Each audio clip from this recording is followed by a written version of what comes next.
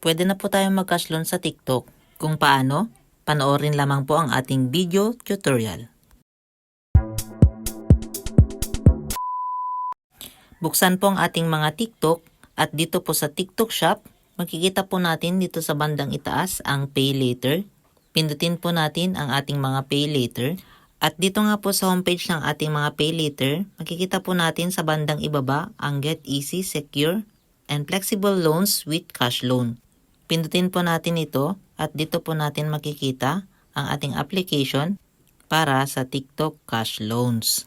Once na napindot natin ito, magantay lamang po tayo ng ilang sandali at dito na nga po makikita na po natin ang Get Loans up to 50,000 pesos. At dito nga po, easy application, fast withdrawal, at usable anywhere. I-activate lamang po natin ito into 2 steps. Verify your ID and add your information.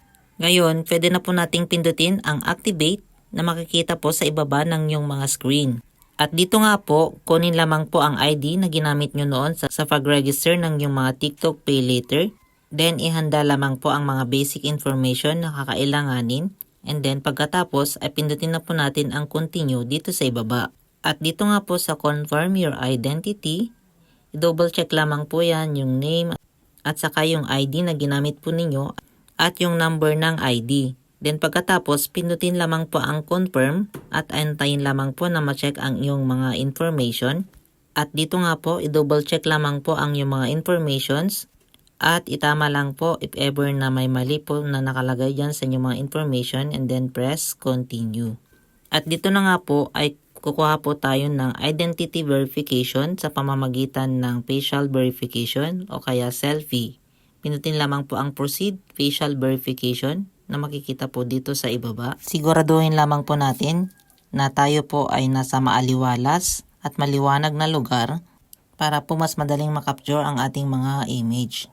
At dito po itapat lamang po ang ating mukha na makikita natin dito sa bilog at sundan lamang po ang instruction na makikita sa inyong mga cellphone screen.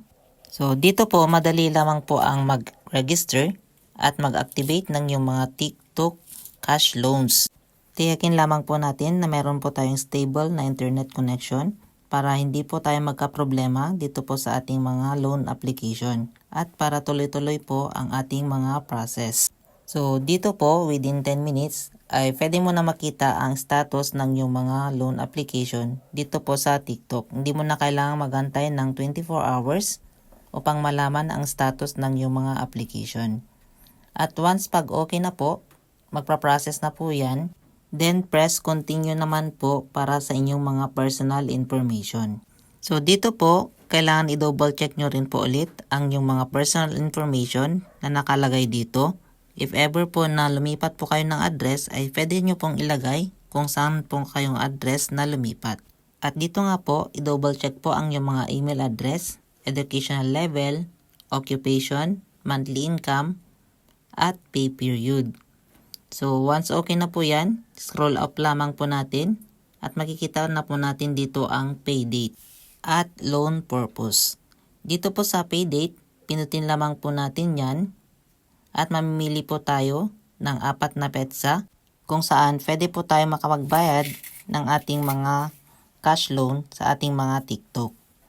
Mamimili po tayo dito ng date, then press submit.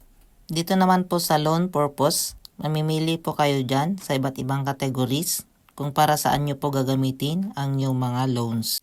So halimbawa po sa atin ay sa education, piliin lamang po natin ang education. Kung gusto nyo naman po sa housing, medical needs, travel, special occasions, at general expenses ay pwede rin naman po. Dito po sa pay date, hindi po siya magpo-proceed hanggat hindi po tayo nakakalagay ng 4 na payment date. At dyan po, piliin lamang po ang payment date na kung saan ay komportable po kayo. Kung anong date po ninyo gustong magbayad. Then, press submit. At dito naman po sa residential address, i-click lamang po natin yung residential address at piliin po kung saan region po tayo nabibilang. Then, piliin po natin ang ating mga province. At dito po, hanapin lamang po ang yung mga province depende po sa region na kung saan kayo po ay nakatira. Then pagkatapos naman po niyan, ay pindutin lamang po ang yung mga detailed address at ilagay po ang detalyadong lugar kung saan po kayo nakatira. Pwede po ninyong ilagay ang yung mga street number, house number, ang yung mga sitio, at kung saang barangay po kayo nabibilang. Then pagkatapos po dito po sa relationship, kailangan magbigay po kayo ng 3 references. Halimbawa, kapatid, kamag-anak, kapamilya, o kaya kaibigan. Then ilagay ang kanilang mga contact number, then press continue. Antayin lamang po na matapos ito mag-process at makikita na po natin ang application under review. Ito ay habutin lamang po ng 15 seconds, kaya mabuting wag na po tayong mag-back at antayin na lamang po na matapos ang 15 seconds. So after 15 seconds, reviewing application na, and then pindutin po ang got it at makikita na po ninyo agad ang inyong mga result. Application successful. Pindutin na po natin itong go to cash loan para bumalik po tayo sa ating mga cash loan page ng ating mga TikTok application. At pindutin po ulit itong nasa baba, get easy, secure, and flexible loans with cash loans. At dito makikita na po natin ang approved na amount na pwede nating i-loan sa ating mga TikTok. At dito po, meron po tayong halaga na 8,500 pesos. Ito po yung ating mga credit limit. Para makita po natin ang interest ng loan na ating kukunin, pindutin lamang po natin ang withdraw now. At dito po sa halagang 8,500, sa isang buwan ay babayaran natin siya ng 9,010. At dito naman po sa 2 months ay babayaran po natin siya sa halagang 4,760 pesos. Dito po, pwede po tayong mag-loan hanggang 6 months. So, pag mas matagal po ang buwan na ating kukunin, ay asahan po natin na mas malaki po ang kanyang magiging interest buwan-buwan. Dito po, pwede po tayong mag-loan mula 1,000 hanggang sa ating mga credit limit na 8,500. So, bale po, ang pera po ay mawi-withdraw natin sa ating mga one-hand loan application. I-download lamang po natin ang ating mga one-hand application para doon po natin makita at may process yung pera para may transfer na po natin sa ating mga bank account or GCash account.